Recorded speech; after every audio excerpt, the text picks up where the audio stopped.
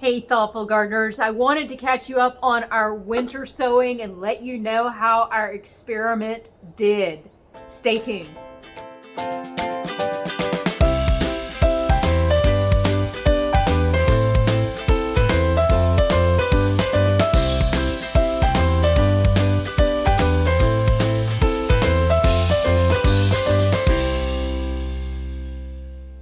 It's the Thoughtful Gardener, and I'm so excited to tell you that we had a very successful winter sowing adventure this year. I am so pleased with this technique, and I will absolutely be doing it again and again, but I have to say that perhaps we were a little too successful. Those are all Virginia bluebells, which I'm really excited about. Not only am I going to have lots more for my own garden, but I'm going to be able to share these at our Master Gardener sale this year, and a friend has asked for them too. So the question is, when is it the right time to transplant your seedlings?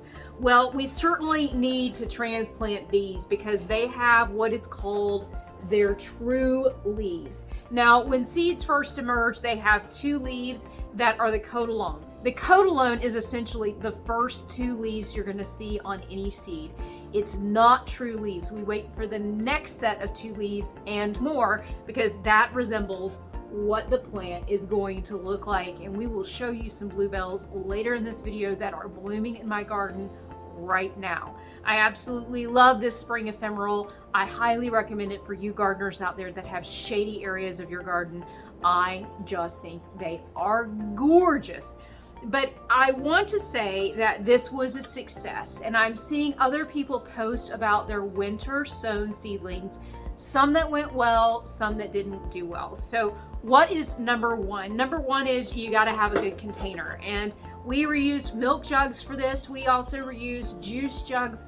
We reused everything, and I will say that the best ones actually are definitely the milk jugs that seem to be the right amount of humidity and water and so forth.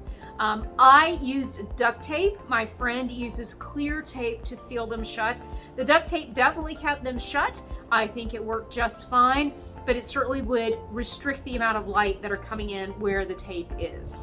I would say number two, labeling. I'm seeing a lot of people say I winter sowed, I used a permanent marker, and I don't know what it is that I winter sowed. I knew that that might be an issue because I've had trouble with that in my garden. So make sure you're labeling either with a pencil or a specially marked UV pen to make sure that you don't lose what your plant seedling is.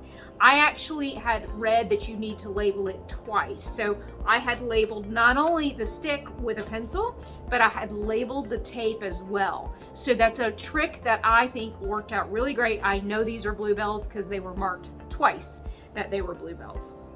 So now the question is how the heck do you get them out of here? So I consulted my friend Donna, who starts thousands of these for our local agencies, including the Master Gardeners. And she said, first and foremost, make sure it has true leaves. Check. So then it's how do you get them out of here? So I have really tried to pay attention to this because in sowing seeds like this, I have found it's really challenging to get them out of the container. So we're going to try several different ways today, and I'm going to tell you what I think works best. So the first tool I used was this dibbler. This one is about a $20 tool. I can use this to plant as well, but I gotta be honest, I've had it for about a year and I really don't use it that often. So I think it's a nice to have, but do you really need it? It did get this out pretty good with the root intact, and now we're going to transplant this. So let me show you the other two tools I'm gonna use that are a lot more cost efficient. Well, the garden snobs may say that forks aren't sexy, but I did successfully pull this out with the root intact. I actually got several plants on this one and the root is good to go. So I think that a plastic fork is pretty much free if you've gotten it with your takeout food, which I did here. And I think it can be reused, which I like that idea too, that we can continue to use this in the garden. So the fork is a win in my book. All right, the third method was Chinese chopsticks. Again, they were free with takeout and I was able to get out a pretty good root. So I'm gonna say that the successful tools you can use are things around your house. A fork worked fine and a toothpick worked fine, and these are going in my gardening kit because I know it works. So we've got our potting mix ready to go. I fill these really full and push them down pretty tight. This soil is wet, but it's definitely not soggy. And then I'm going to use my dibbler to punch a hole. And that is where my little transplant is going to go. So we've got a nice little hole there for it. And now we're going to plant the transplant right at the same level that it was in the other container. Now these transplants have been outside this entire time. This is a native plant. It can take the cold, crazy spring temperatures we have here in central Pennsylvania. So I'm going to recommend to you, if you are doing transplants for your native plants and they've been winter sown, there's no reason to bring them in at this point. They're used to being out.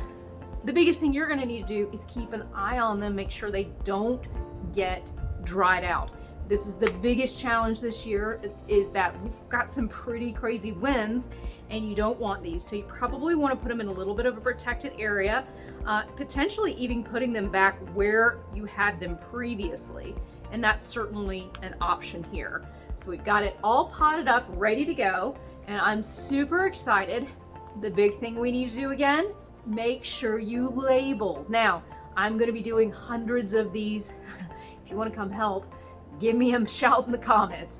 But we are definitely getting ready for our spring sales with Master Gardener. This is how we raise money for our projects we do around the community. And then I'll be using these in my own garden. So this is about a month from now. These are gonna be perfect. People are gonna be super excited. Very difficult to find Virginia bluebells in this area for sale. They usually go really quick and they're not inexpensive if you can even find them. So I hope that this has been helpful and taken a little bit of the mystery out of, okay, now that you've done your winter sowing, what comes next? For me and my faithful assistant Cookie, we wish you happy gardening. Garden thoughtfully and take care.